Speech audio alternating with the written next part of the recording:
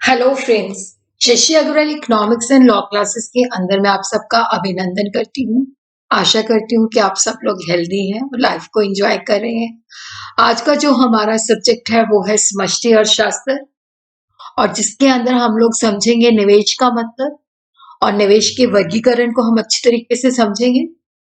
अगर आपको मेरा ये प्रयास सही लगता है तो डू लाइक माय वीडियो, इसको शेयर कीजिए। Shashi Agarwal economics and law classes को सब्सक्राइब कीजिए। तो ये मेरी ऐप है एडुसम ऐप, जिसको आप गूगल प्ले स्टोर से डाउनलोड कर सकते हो।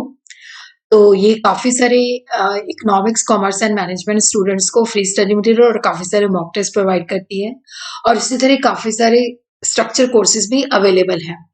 तो सबसे पहले हम निवेश का मतलब लेते हैं। ज्यादातर जो हम आम बोलचाल की भाषा में निवेश का मतलब लेते हैं कि जैसे कंपनी के जो शेयर होते हैं, स्टॉक होते हैं, तो उसको जब हम खरीदते हैं।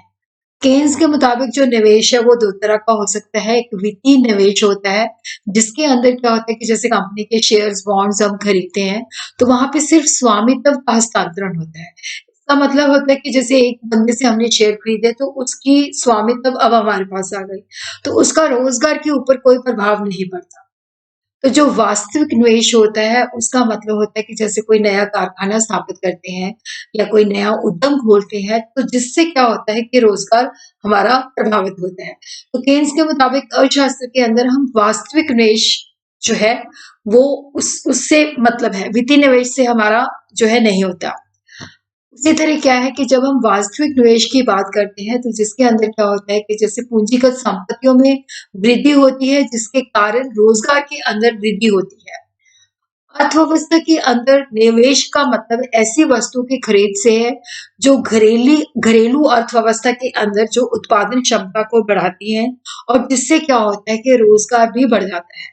जैसे हम फिक्स एसेट के ऊपर खर्चा करते हैं, अचल संपत्ति पर वे जैसे बिल्डिंग बनाते हैं, मशीनरी है, ब्रिज है।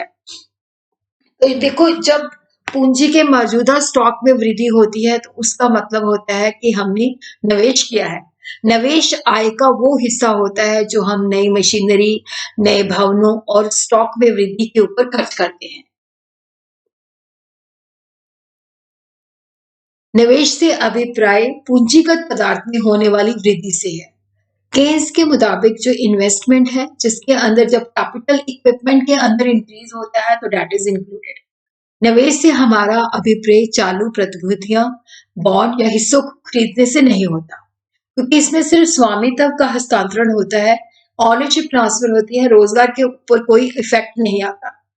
लेकिन जब हम अर्थशास्त्र के अंदर निवेश का मतलब समझते हैं तो इसका मतलब होता है कि जैसे हमें कई नई फैक्ट्री लगाई है, नई मशीनरी लगाई है, पहले से स्टॉक हमारा बड़ा है, तो इसका मतलब है कि हमने निवेश किया है। तो अर्थशास्त्र के अंदर जो निवेश है वो फाइनेंशियल निवेश नहीं होता, वास्तविक निवेश होता है। स्टोनियर एंड हेग के मुताबिक by investment we do not mean the purchase of existing paper securities, bonds, debentures, equity.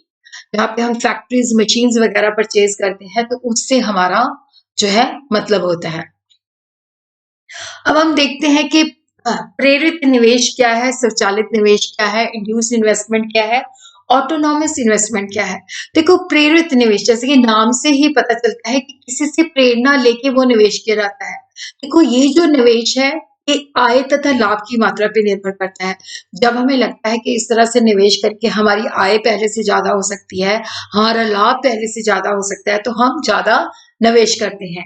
तो ये आय तथा लाभ की मात्रा में होने वाले परिवर्तनों से प्रेरणा प्राप्त करता है। अगर लाभ की संभावना, हमें लगता है कि निवेश करेंगे तो लाभ बढ़ जाएगा, तो हम ज्यादा निवेश करते हैं। और लगता है कि अगर हम लाभ में कमी हो जाएगी तो निवेश भी कम हो जाता है। जो प्रेरित निवेश होता है ये निजी क्षेत्र में कहलाता है, कि जो प्राइवेट सेक्टर होता है उसके अंदर हम हमेशा लाभ से प्रेरित होते हैं कि लाभ मिलेगा तो हम निवेश करेंगे। तो इसका जो कर्व होता है वो इस तरह से होता है। देखो, जो निवेश है नेगेटिव भी हो सकता है, पर जैसे जैसे क्या है कि हमारी इनकम बढ़ती जाएगी, तो वहां पे क्या है कि हमारा निवेश भी बढ़ता जाएगा, हमारा लाभ बढ़ता जाएगा, तो ये लाभ से प्रेरित होता है। तो इसका जो स्लोप होता है वो पॉजिटिव होता है, नीचे से ऊपर की तरफ होता है।